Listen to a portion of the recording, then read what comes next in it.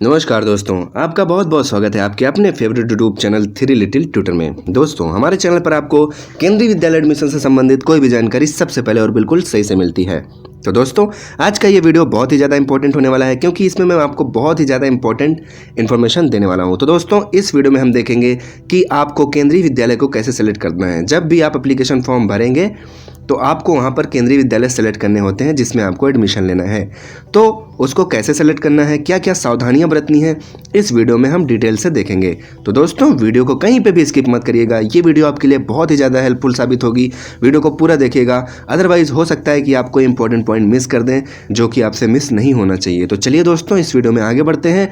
चलिए हम आपको लेके चलते हैं अपने कंप्यूटर की स्क्रीन पर। वहाँ पर आपको एक ऑफिशियल इन्फॉर्मेशन के जरिए आपको मैं शो करता हूं कि कैसे आपको स्कूल सेलेक्ट करने हैं जो केंद्रीय विद्यालय है एडमिशन के लिए।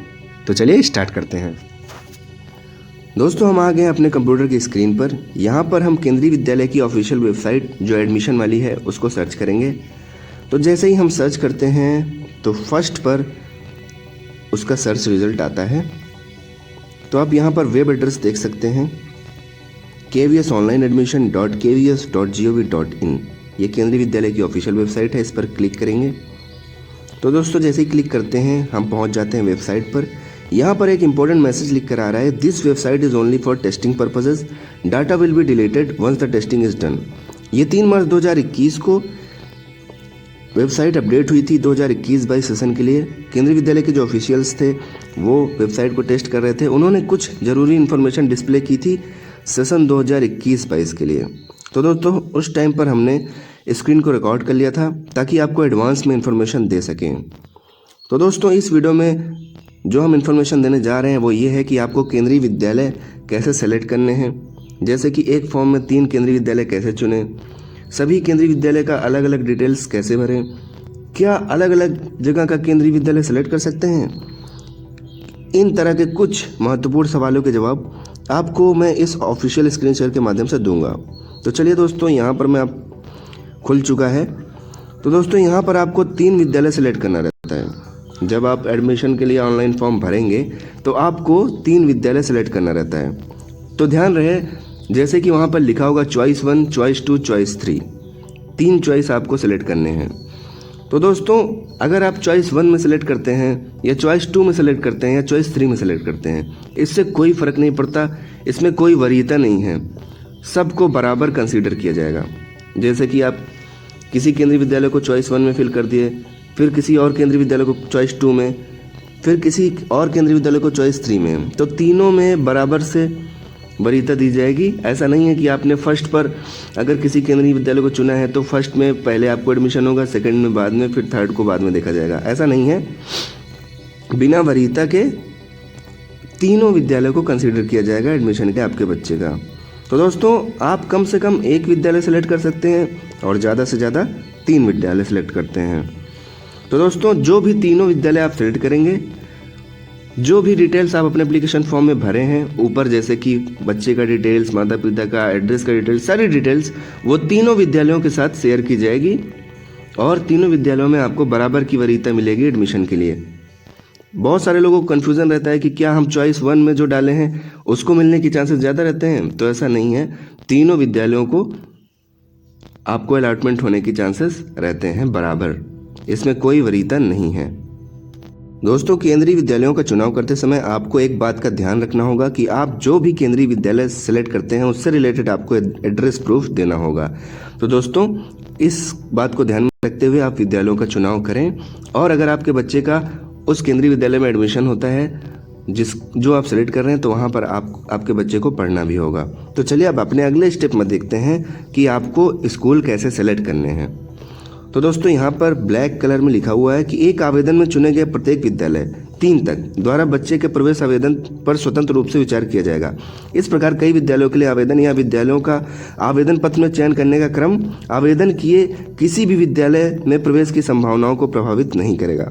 तो दोस्तों, सबसे पहले आपको विद्यालय का राज्य चुनना है। मतलब सबसे पहले आपको स्टेट सेलेक्ट करना है। जिस भी स्टेट के केंद्रीय विद्यालय में आप अपने बच्चे को एडमिशन दिलाना चाहते हैं वो स्टेट चुनिए।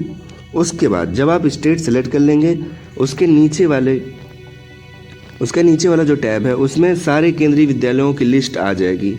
जैसे कि मान लीजिए आप एग्जाम्पल के तौर पर उत्तर प्रदेश सेलेक्ट करते हैं तो उत्तर प्रदेश के सारे केंद्रीय विद्यालय उस लिस्ट में आने लगेंगे। तो वहाँ से आपको केंद्रीय विद्यालय सेलेक्ट करना है, जिस भी केंद्रीय विद्यालय में आप इंटरेस्टेड हैं एडमिशन लेने के लिए। तो जैसे ही आप केंद्रीय विद्यालय सेलेक्ट करेंगे वहाँ पर उस केंद्रीय विद्यालय से रिलेटेड कुछ महत्वपूर्ण इन्फॉर्मेशन आपके सामने डिस्प्ले हो जाएगी। जैसे कि विद्यालय की कैटेगरी क्या है, वो अर्बन या रूरल एरिया में आता है, और दूरी क्या है। तो विद्यालय 4 कैटेगरी के होते हैं। सबसे पहला होता है सिविल सेक्टर का, दूसरा होता है डिफेंस सेक्टर का, तीसरा होता है प्रोजेक्ट सेक्टर के अंतर्गत जो आते हैं केंद्रीय विद्यालय, और चौथा जो इंस्टीट्यूट ऑफ हायर लर्निंग मतलब कि उच्च शिक्षण संस्थानों, जैसे कि आपका IIT हुआ, IIM हुआ, ऐसे जो बड़े बड़े इंस्टीट्यूट हैं उनके अंतर्गत जो केंद्रीय विद्यालय आते हैं। तो दोस्तों इस तरह 4 कैटेगरी के केंद्रीय विद्यालय होते हैं। तो जैसे ही आप केंद्रीय विद्यालय सेलेक्ट करते हैं तो वो कौन सी कैटेगरी में आता है ये इन्फॉर्मेशन डिस्प्ले हो जाती है, वो कौन से रीजन में आता है जिसे यहाँ पर संभाग बताया जा रहा है हिंदी में, वो डिस्प्ले हो जाता है।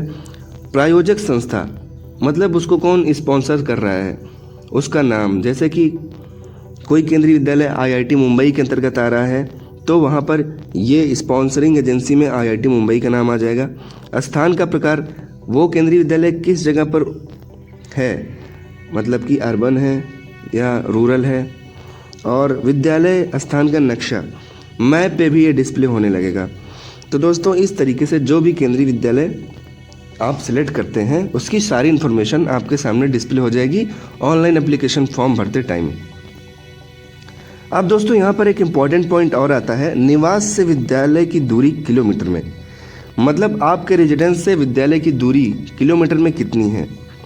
तो दोस्तों ये फील्ड सिर्फ उन लोगों के लिए डिस्प्ले होती है जो डिसएडवांटेज कैटेगरी से बिलोंग करते हैं, जैसे कि SC, ST, handicapped, OBC non creamy layer, EWS, BPL, मतलब इन कैटेगरी से अगर आप बिलोंग करते हैं तो ये फील्ड आपको शो होगी। ऐसा इसलिए है क्योंकि ये जो है अगर आप इन कैटेगरीज को सिलेक्ट करते हैं तो आपका जो आवेदन है वो ऑटोमेटिक RT के तहत चला जाएगा। और दोस्तों RT राइट टू एजुकेशन, इस पर हम पहले भी वीडियो बना चुके हैं। अगर आपको ज़्यादा जानकारी चाहिए तो डिस्क्रिप्शन बॉक्स में नीचे लिंक दिया हुआ है। आप RT क्या होता है, इसमें क्या क्या फैसिलिटीज़ मिलती हैं और क्या क्या सुविधाएं मिलती हैं, ये सारी चीज़ें आप जो है उस वीडियो में जाकर देख सकते हैं। तो दोस्तों एक बार फिर से मैं आपको बता दूं, निवास से विद्यालय की दूरी ये सिर्फ उनको दिखेगी जो डिसएडवांटेज कैटेगरी या फिर EWS कैटेगरी के अंतर्गत अपनी कैटेगरी को सिलेक्ट करते हैं।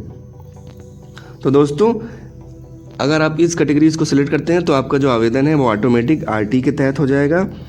तो RT के तहत होने के लिए दोस्तों एक नेसेसरी कंडीशन है जिसमें यह है कि जो विद्यालय की दूरी होनी चाहिए आपके घर से, अगर प्रमुख नगर या शहरी क्षेत्र मतलब बड़े शहर में है तो 5 किलोमीटर के रेडियस में होना चाहिए, और अदर है तो 8 किलोमीटर की रेडियस में होना चाहिए। तो इस तरीके से दोस्तों अगर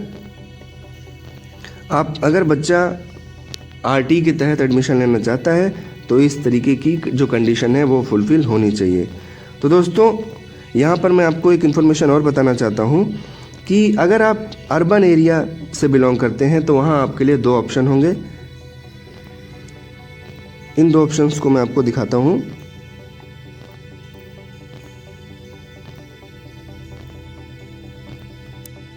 तो दोस्तों RT के तहत एडमिशन पाने के लिए आपका बच्चा तभी एलिजिबल होगा अगर वो EWS या फिर डिसएडवांटेज कैटेगरी से बिलोंग करता है। तो यहाँ पर एक कंडीशन और है, बच्चे का जो निवास होना चाहिए वो बड़े शहरों या शहरी क्षेत्रों में 5 किलोमीटर से कम दूरी पर होना चाहिए। जो विद्यालय और बच्चे का जो निवास है उसकी जो दूरी होनी चाहिए वो 5 किलोमीटर से कम होनी चाहिए, और सभी क्षेत्रों में 8 किलोमीटर से कम होनी चाहिए। तो दोस्तों अर्बन एरिया के लिए आपके पास 2 चॉइसेस होंगी, 2 ऑप्शन होंगे।